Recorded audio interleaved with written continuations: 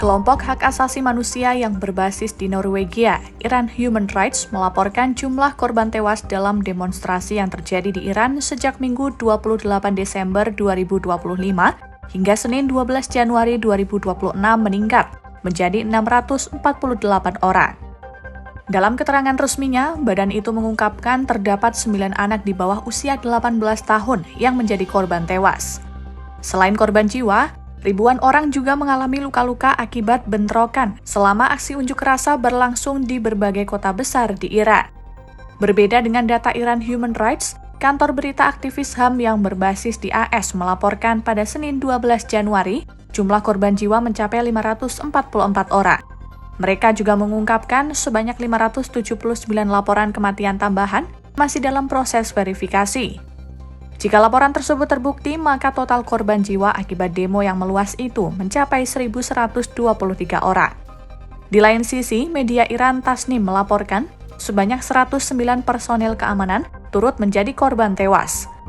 Kekerasan dalam aksi protes juga menyasar lembaga kemanusiaan. Seorang staf Palang Merah Iran dikonfirmasi tewas akibat serangan terhadap salah satu gedung bantuan di Gorgan, ibu kota provinsi Golestan. Aksi protes kali ini disebut sebagai yang terbesar dalam beberapa tahun terakhir. Demonstrasi dipicu oleh meningkatnya harga kebutuhan pokok dan inflasi tak terkendali. Awalnya, gelombang aksi demo dimulai dari mogok massal para pedagang di Pasar Besar Teheran pada 28 Desember 2025. Aksi itu pecah menyusul anjloknya nilai mata uang Iran dan memicu krisis legitimasi baru bagi pemerintah. Tak berselang lama, protes meluas ke berbagai universitas. Percikan unjuk rasa itu lalu menyulut api protes yang lebih luas ke berbagai kota besar dan kecil di Iran. Isu-isu yang diangkat mencakup keterbatasan kebebasan berpolitik, korupsi, kondisi ekonomi yang memburuk, hingga mengarah pada pergantian rezim. Sementara itu, Kementerian Dalam Negeri Iran mengeklaim skala kerusuhan perlahan menurun.